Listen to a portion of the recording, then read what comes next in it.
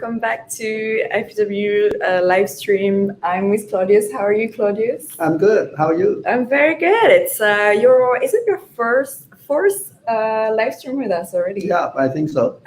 Awesome.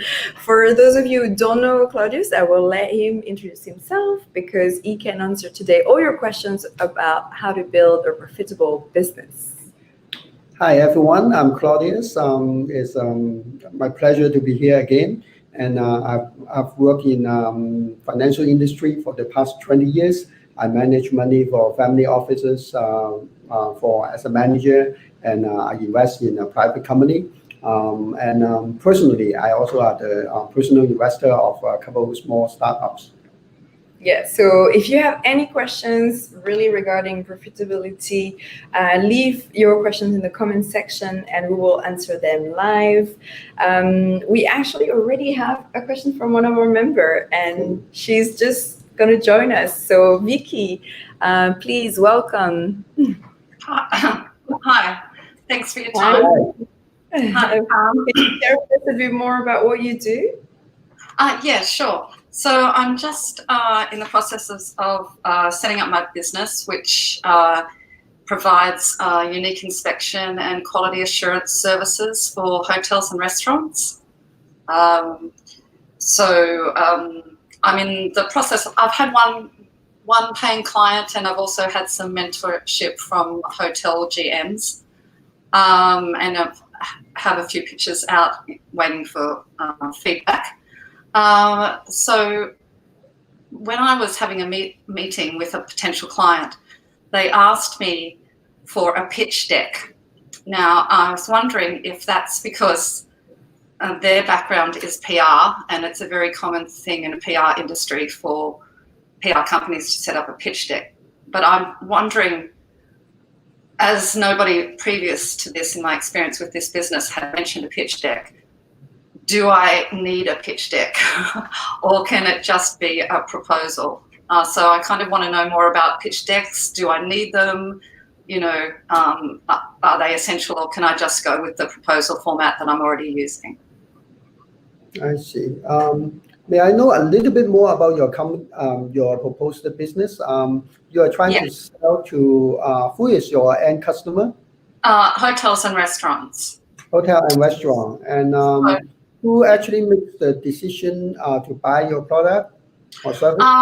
So it's a service based. So if you think about companies like Michelin and Forbes who already do hotel inspections, and then there are other quality assurance companies who do kind of mystery shops for hotels and restaurants. So I'm providing a service that is similar to that, kind of taking on the big boys, but I'm making myself, it's not for an ultimate guide, it's for internal benchmarking. So how does a restaurant or hotel improve their service, improve their product, improve their working environment for their staff, improve their food. So it involves incognito inspections where I visit the property and I look at it from three perspectives. The binary, which is very much Forbes and Michelin, yes, no. The emotional, which is the mystery shop, how does X make me feel about Y? And then I also, as a journalist background, I also write them a critical review in the style of an article from the perspective of a restaurant and hotel critic. And then I turn these all into reports, which I then deliver to the client with recommendations and suggestions on how to improve. I see. I would say pitch book or pitch deck is probably just a name of a document. But I mean, more importantly is you can tell, I mean, those PR company, I mean, what's the advantage or what's the niche that your business have. I mean, obviously, I'm not sure that you find any competitors in your proposal. I don't. You know, of course, while one could say that Forbes and Michelin are my competitors, I would say not, because they're a giant and I'm just growing. But as far as people doing something similar on a kind of small level, startup level like me, no, I'm not aware of any in Hong Kong offering the same service. And additionally, a point of difference is that many of these inspection and quality assurance companies use cookie cutter, one size fits all, which standardizes benchmarking, and I understand that. But I'm setting myself out differently in that all the forms, inspection forms that I create for a client are bespoke based on their brand, on their needs, on their goals. But at the same time, I use industry benchmark standard style questions, but I tailor make everything for the client. I see. So I would say probably in your, no matter you call, pitch deck or the proposal, I think because you are new, on this business, you should let them know why you think you can do a better job than the potential competitors. And although you are small, relative to the big enterprise that doing that, but what's the niche that you have? And I think as an entrepreneur, if you are talking to the PR company or the hotel, you should tell them why you are passionate about this business, because I'm sure you have a very interesting story behind that. Otherwise, you won't enter into this industry without much background on that. So I think that's a touching story, maybe very interesting to them. Yeah. Okay, that's brilliant. Do you have any other kind of recommendations or tips for pitching to clients generally? I think for your particular business, you think what's the frequency of one customer taking it? I'm sorry, pardon? What's the frequency of the customers using your service? Oh, it would be annual to begin with on some levels. The binary style inspection is normally done once a year. But the emotional mystery shop by hotels, they employ companies 2 to 3 times a year. And then there would also be follow-up service to see if the changes that they introduce based on my findings, if they're actually being implemented in the correct way. So it would be a return visit. I see. Any chance that you can have, let's say, a sample report for them? Oh, yeah, I can. Yep. Yeah, because I think probably not necessarily need to be that hotel, that restaurant, the particular one, but in general, if you have a friend that owns a restaurant, that owns a nice dining place, then you generate a sample report to them, and so that they can feel and touch. What kind of elements, what kind of aspect that your report will cover. So that's probably something that can let them visualize those levels. That's amazing. Thank you. So helpful. Great. You're welcome. Thanks, Vicky. So well, we're receiving a lot of questions from our members, so I hope you're ready. Yeah. But don't hesitate to keep asking them on comment section. We'll be happy to answer any questions you may have live. So we receive a question. I think a lot of entrepreneurs, especially when they're launching their business, they have a lot of questions around price, their pricing strategies. So do you think people should introduce their product in the market at the lowest price, average price, highest price? Like, what is the right price? Wow, that's a pricey question. So I think firstly, in order to set the price, you need to know 2 concepts. One is the customers willing to pay price. The other is the cost, or we call the replacement cost of your products or of your service. For example, let's say. Remember that insect bar? Yeah. We have one of our members actually a few weeks ago on this live stream with Claudius, asking. She was selling insect bars. So what do you think would be the right strategy for her, for example? Yeah, just use as an example. I think, I mean, my guess, I haven't asked her, but my guess, let's say the cost, the replacement cost, or the production cost for her insect bars is $20.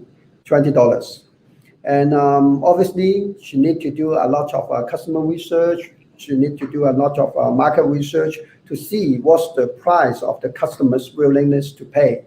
I mean, let's say it's 50. So her pricing must be, I mean, 20 to 50, because anything above 50, that doesn't make sense, because no customer is willing to buy.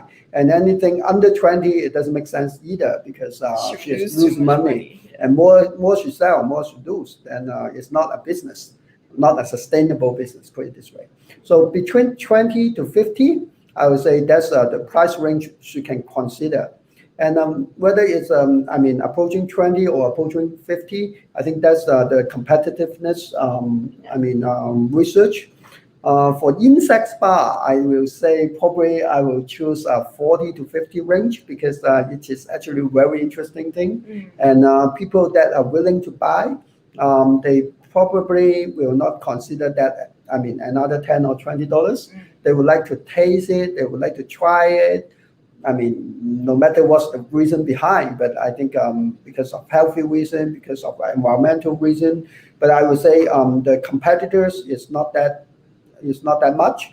So I would probably say 40 to 50 is probably the right range. That means it's very close to the customer's willingness to pay price. Yeah. Absolutely. I hope this answers your question. Actually, another question still on pricing. Let's say for someone who's launching an app that will be on Apple Store and purchase in-app purchase, or 30% of it goes to Apple. So what kind of margin? Because it's a service booking platform basically. So what kind of margin could she apply? Like the price really that she could take, the commission she could take. Right. I think for all pricing questions, it always go back to the cost and the willingness to pay. I mean, so she has to use that formula to do the pricing. But another concept is the marginal cost and marginal revenue. Marginal cost means, I mean, if you are producing 10, what's your extra cost to produce the 11th product? And that's the marginal cost. And marginal revenue at the same time is the same. If you are selling 10, what's the additional revenue you will get if you are selling the 11th one? So, I mean, it's always good to be the optimal, which is the marginal cost equal to the marginal revenue. And at that point of time, actually, you are fully utilize all your fixed costs. So in this particular example, no matter, I mean, Apple charge you 30% or even more. I mean, it is what it is, right? I mean, you can't bargain with them. And so after 30%, you will think about, I mean, what's your marginal cost? Because I believe it's a software, it's an app. So the marginal cost actually is quite low. I'm not talking about the development cost or other costs. I'm talking about the marginal cost. When you sell your 101 versus the 100th one, the marginal cost is actually, I would say, probably near to zero.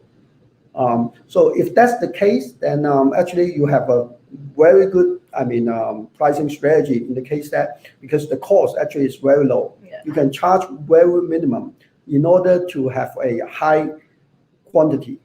But obviously, you need to do a little bit market research to know what's the maximum point that can give you the highest revenue, or even in this case, is the highest profit. Because no matter what you charge on the one, that's already the marginal cost is near to zero. So all the marginal revenue is basically go to your bottom line. So you need to find out which price will give you the most customers at that point of time. And if you want to spread out your apps as quick as possible. Absolutely. Wonderful. Thank you.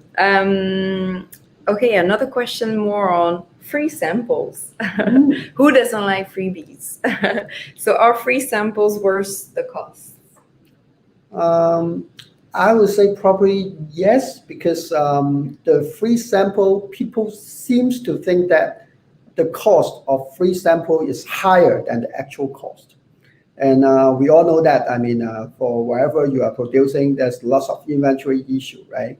So if you can give your sampler a conception that you are giving them a very pricey product, but actually the cost is relatively low, then actually you are gaining, I mean, the difference. Yeah, sorry. I think you mentioned a good point, problems of inventory. So we have a question. Do you have any tips to speed up inventory turnover to revenue?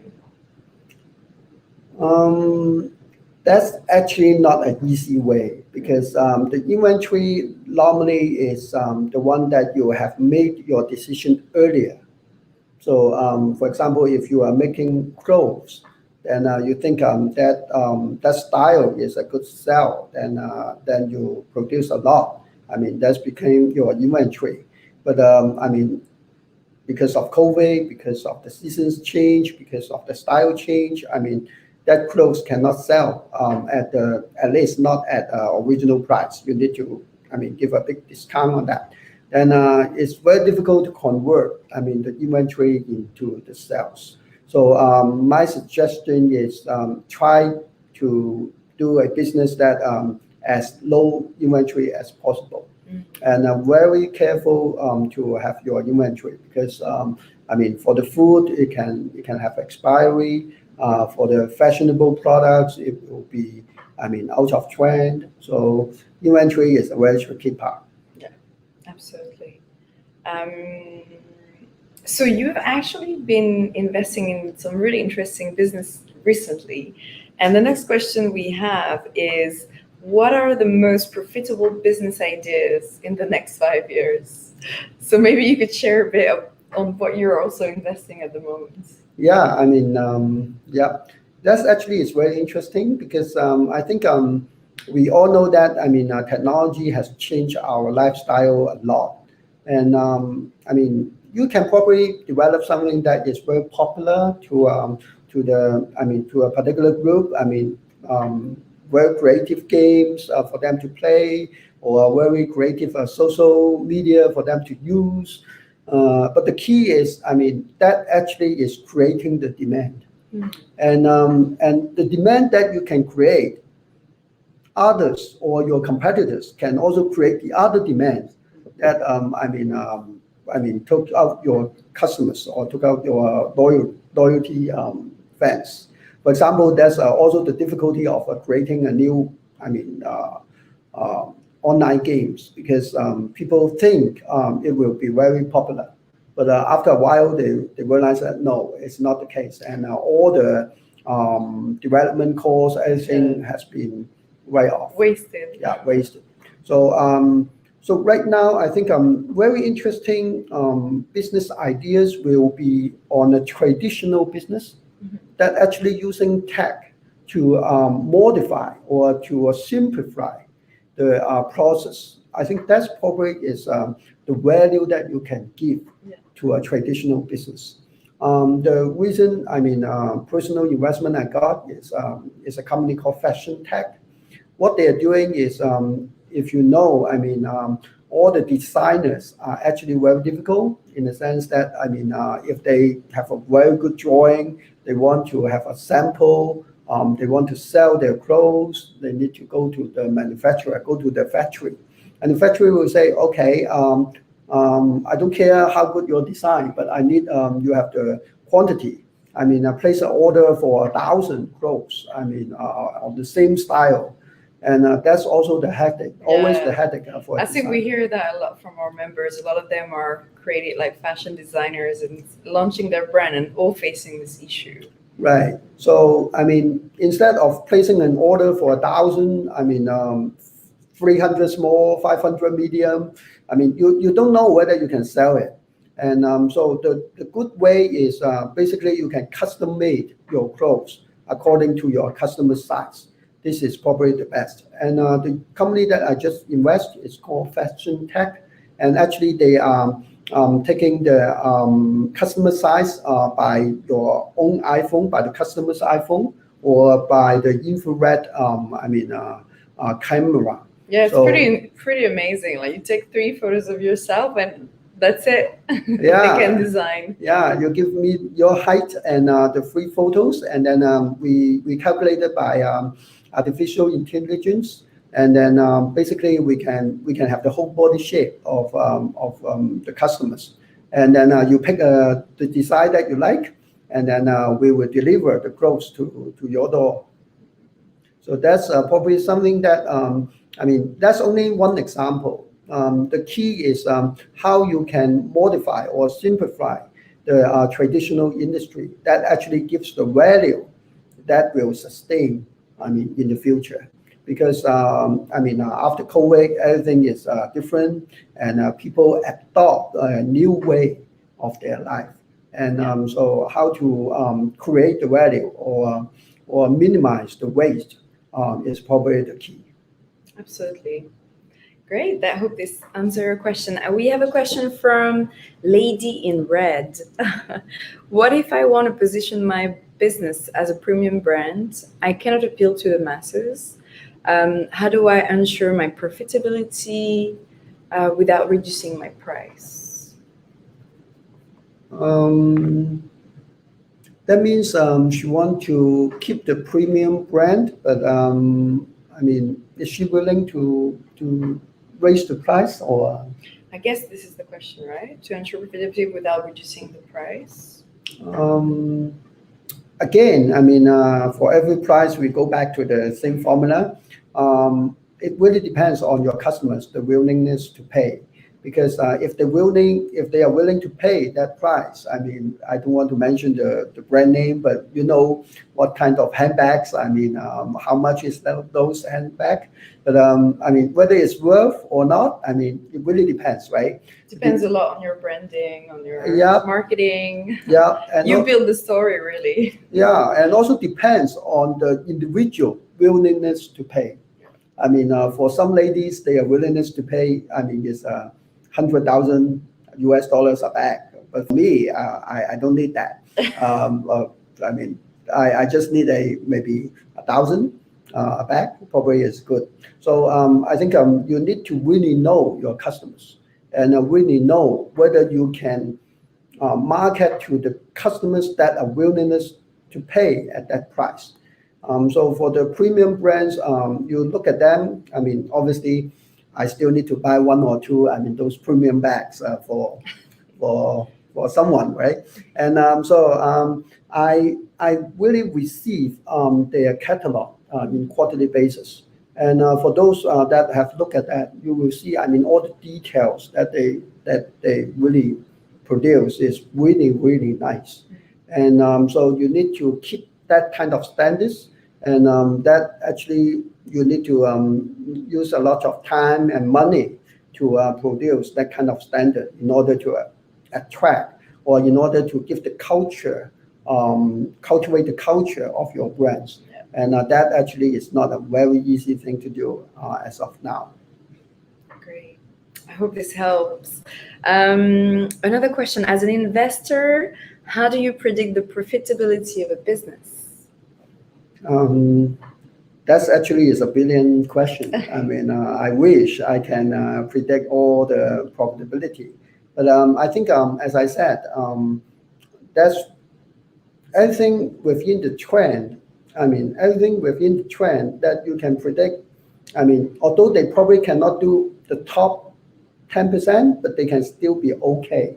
But if you are in a very difficult industry, although they are the median, player, but you still, because of the whole industry is going down, and you have no way, to going up.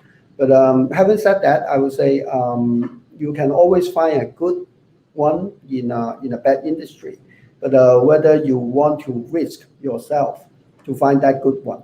So for us, I would say depends on which kind of investor you are. If you are VC investors, you probably want to go into industry that you are very comfortable in the coming years, because you don't exactly know, the development of the whole industry. Yeah. But you are in the right industry that at least give you the comfort a little bit, that even the team or the investee company, they are not the top 10%, they can still survive.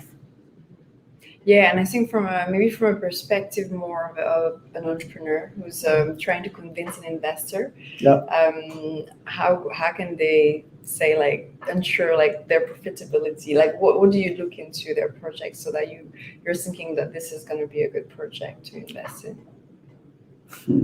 To be very frank with you, I think if you are the entrepreneur, whatever the financial modeling you are doing, we did it, I would say probably 20, 50, 100 times. So that's not actually the key. The key is you have a bright idea, and that idea is also your passion. And for a VC investor, at least I would say, they really see the industry that you are talking about are in a good trend. You are actually very smart. You are actually very, resourceful in that industry, and you have the passion to do that. And you are hopefully a flexible person, but also have a good persistency to do what you are good at. I think that's probably important than the financial modeling, because we all know, how to do the financial modeling. And when I was young, when I started in the finance industry, I worked backwards. My boss told me that we want to have that kind of profit. Then I say, okay, then I work all the columns above that, and to achieve that profit. So numbers can be crunched, can be manipulated, but I think the people, especially on the entrepreneur, is very important. Absolutely agree. Wonderful. Well, I think we're already at the end of our session today. Thank you so much for asking questions to Claudius. I hope you'll be back again. Yeah, I hope so. So hopefully you will like my live stream and like FEW. Yeah, absolutely. Don't hesitate to keep leaving questions or comment if you want to reach Claudius on a one-on-one, meeting. Don't hesitate to reach out to our team. We can always arrange for our members. Thank you so much, everyone, for joining us today. Thank you.